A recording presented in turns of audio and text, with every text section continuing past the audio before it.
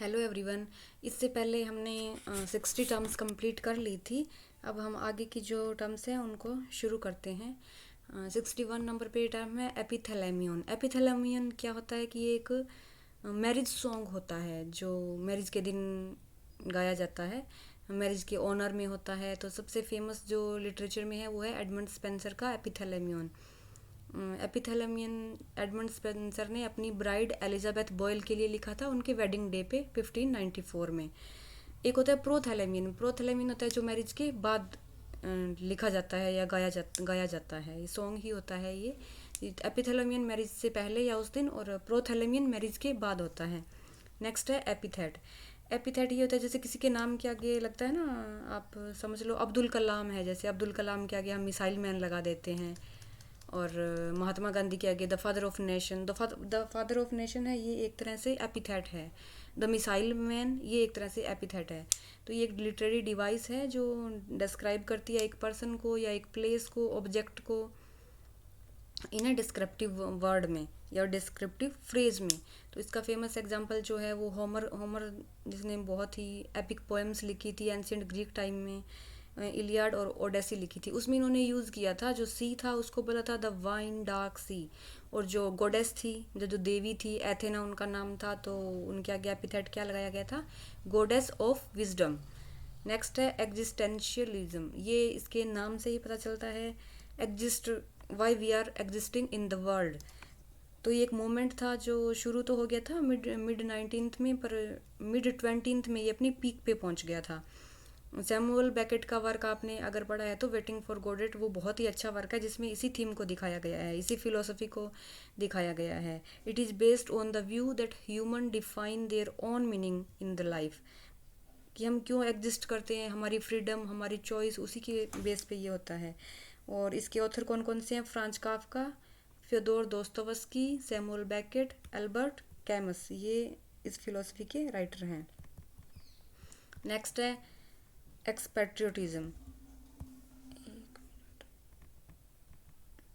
एक्सपेट्रियोटिज्म क्या होता है कि जो राइटर होते हैं वो कुछ टाइम के लिए अपनी कंट्री को छोड़ देते हैं और दूसरी कंट्री पे रहने लगते हैं, वहाँ पे अपना जो लिखना है, अपनी राइटिंग है, वो तो कंटिन्यू रखते हैं। इसमें क्या होता है, the practice of living one's country to live for an extended period in another country. Literary expatriates क्या होता है, include English poets, PB Shelley है, जॉन कीट्स है जो इटली गए थे, पोलिश नॉवेलिस्ट है जोसेफ कॉनरेड जो इंग्लैंड गए थे, अमेरिकन राइटर्स हैं, रिचर्ड राइट है, जेम्स बाल्डविन है, अर्नेस्ट हेमिंगवे है, ये फ्रांस में रहे थे काफ़ी टाइम के लिए, एक लॉन्ग टाइम के लिए। नेक्स्ट है एक्सप्रेशनिज्म। एक्सप्रेशनिज्म ये भी एक्सप्रेस, जैसे इसके टर्म्स से ही पता चलता है कि जो अपनी इनर फीलिंग है, इमोशन है, उसको ना वर्क में एक्सप्रेस करते हैं। The style emerged after world war first in the 20th century in response to the traditional method of realism. इसके नॉवेलिस्ट हैं फ्रांज काफ्का और जेम्स जोयसी। जैसे ये जेम्स जोयसी की जो एपिफेनी है, एपिफेनी में भी तो यही होता है कि एक इस तरह का वर्क जिसमें जो रीडर होता है वो पढ़ते हुए भी अपनी फीलिंग्स शेयर करता है, उस एक्सपीरियंस को एक तरह से फील करता है। नेक्स्ट है फेबल। फेबल क्या होता है, फेबल में वो ये होता है कि एनिमल बात करते रहते हैं, इसका जो मेन कैरेक्टर होता है वो नॉन ह्यूमन होता है, ह्यूमन नहीं होता। कोई गोट है, कोई पिग है, वो आपस में बात कर रहे होते हैं और ऐसे सिखाया जाता है कि how to behave in the world. मतलब सिर्फ वो इंटरटेन के लिए नहीं होता है, उसमें लेसन भी मिलते हैं कि मोरल बिहेवियर क्या होता है, एक मोरल मैसेज कन्वे किया जाता है। नेक्स्ट है फैंटेसी। फैंटेसी फैंटेसी तो जैसे कोई भी लिटरेचर का वर्क है उसमें आपने मैजिक डाल दिया, कुछ जादू जुदू सा हो रहा है, मैजिक डाल दिया और सुपर नेचुरल एलिमेंट्स आ गए जो कि रियल वर्ल्ड में एग्जिस्ट नहीं करता है, वो सिर्फ उस फैंटेसी वर्ल्ड में ही एग्जिस्ट करता है। ये लिटरेचर का एक जॉनर होता है जिसमें उस पीस को, लिटरेचर के वर्क को थोड़ा सा अट्रैक्टिव बनाने के लिए या थोड़ा सा अलग बनाने के लिए कुछ और सुपर नेचुरल एलिमेंट्स को इंट्रोड्यूस किया जाता है। जैसे वो होता है हैरी पॉटर सीरीज है, उसमें जादू कितना दिखाया गया है, तो इसी को फैंटेसी कहते हैं। रियल वर्ल्ड में ऐसा नहीं होता है, सिर्फ वो उसी वर्ल्ड में होता है जो रियल वर्ल्ड में एग्जिस्ट नहीं करता है। फार्स, फार्स तो एक तरह की कॉमेडी होती है जिसमें आप लौट पोट के हंसते हो। ये कॉमेडी या तो डायलॉग्स की वजह से होती है या स्लैपस्टिक। स्लैपस्टिक मतलब होता है फिजिकल ह्यूमर जो होता है कि इधर गिर गए, उधर गिर गए। चार्ली चैपलिन की कॉमेडी अगर आपने देखी है तो उसमें फार्स का बहुत यूज़ है। और लिटरेचर में शेक्सपियर के वर्क हैं, ये जो कॉमेडी ऑफ एरर है इसमें स्लैपस्टिक है, और जो मिस्टेकन आइडेंटिटी है इसमें शेक्सपियर के वर्क में वो होता है क्रॉस ड्रेसिंग। क्रॉस ड्रेसिंग में क्या होता है कि कोई लड़की है वो लड़का बन के उसमें एक्ट कर रही है, तो इससे भी काफ़ी ह्यूमर पैदा होता है। नेक्स्ट है, इसके बाद है फिक्शन। फिक्शन क्या होता है? फिक्शन में एक तरह से ये फ्रेंच वर्ड है।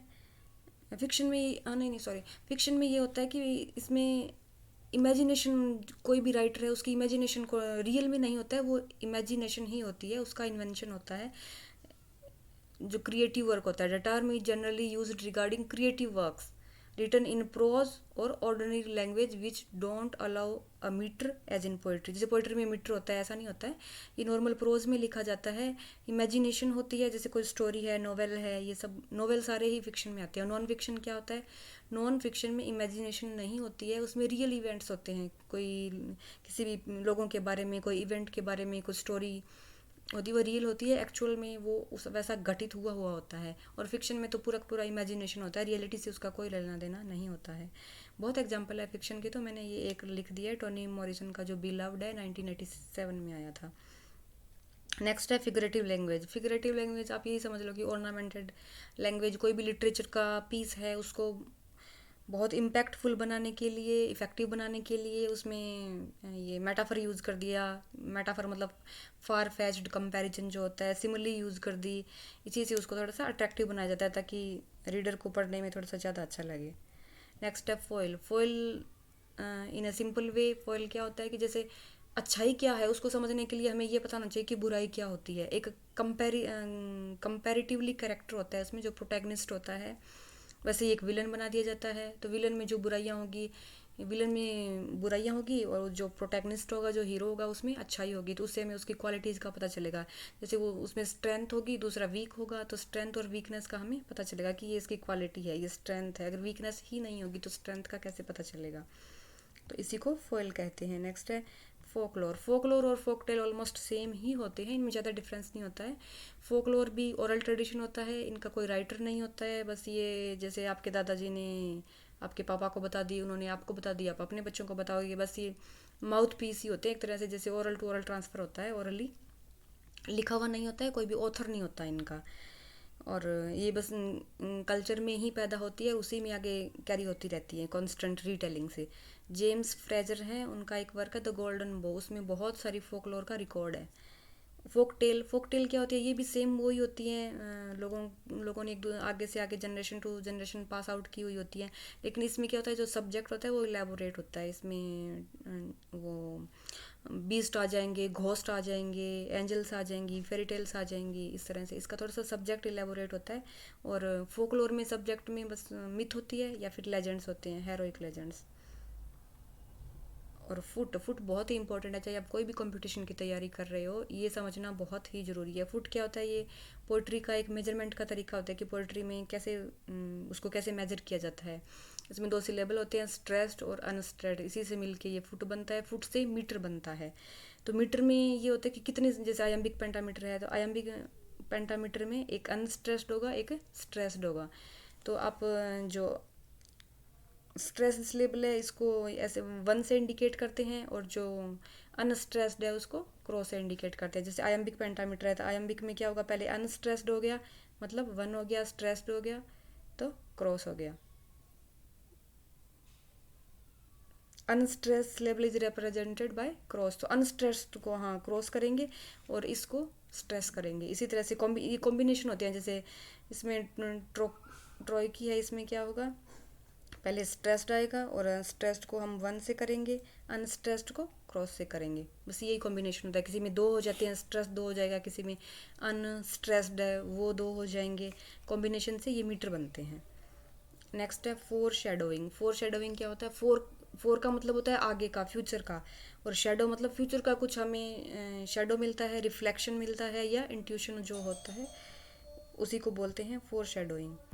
तो फोर शेडोइंग में क्या होता है कि कैरेक्टर जो भी होता है, तो फोर शेडोइंग में क्या होता है कि एक सेंस ऑफ क्यूरोसिटी ऐड किया जाता है।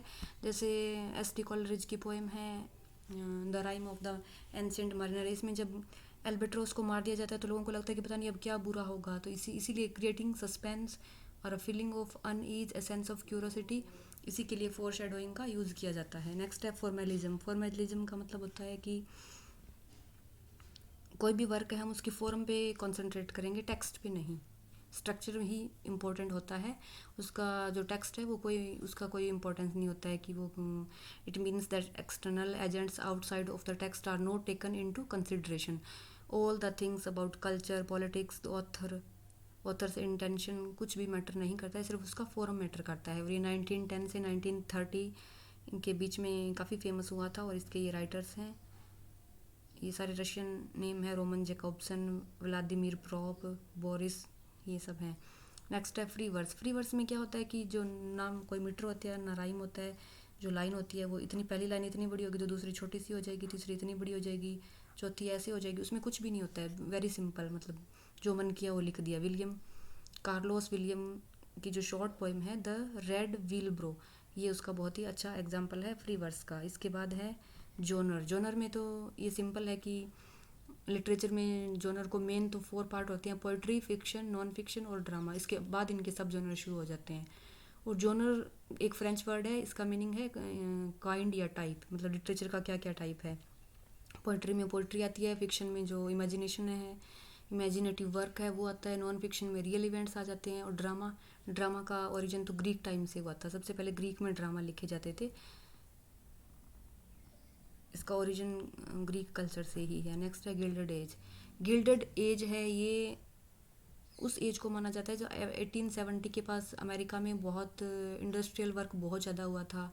उसकी वजह से क्या था कि जो एक पर्टिकुलर टाइप के लोग हैं ना, एक ही क्लास, वो बहुत रिच हो गए थे, सारे लोग नहीं हुए थे, और उसी की वजह से पॉलिटिकल करप्शन बहुत आ गया था। तो उसी करप्शन पे मार्क ट्वाइन और चार्ल्स रुडले वार्नर है, इन्होंने एक वर्क लिखा था the gilded age, a tale of today. उन्होंने उसी टाइम को रिप्रेजेंट किया था कि समाज में क्या हो रहा है, एक अनसीन वेल्थ है जो बहुत फ्यू लोग हैं, गिने चुने लोग हैं उनके पास है, बाकी लोग बहुत गरीब हैं। तो उसी को पॉलिटिकल करप्शन और इंडस्ट्रियलिस्ट के बारे में इस वर्क में लिखा गया था, तो उसी के नाम पे इसको बोल दिया गिल्डेड एज।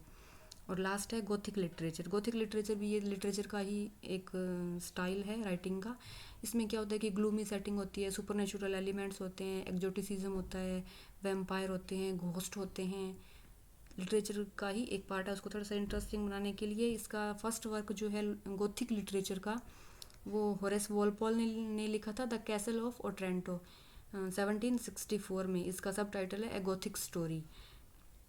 फ्रैंकेट्स जो मैरी शेली का फ्रैंकस्टाइन है उसमें भी गोथिक एलिमेंट यूज़ किए गए हैं। तो गोथिक लिटरेचर उसी में जिसमें वैम्पायर, घोस्ट या कुछ ड्रावना सा कुछ हो, उसी को गोथिक लिटरेचर कहते हैं। तो थैंक यू। आज 20 टर्म्स कंप्लीट हो गई हैं, टोटल हमारी 80 हो गई। तो अगर आपको वीडियो अच्छा लगे तो please like and share the channel, and thank you for watching.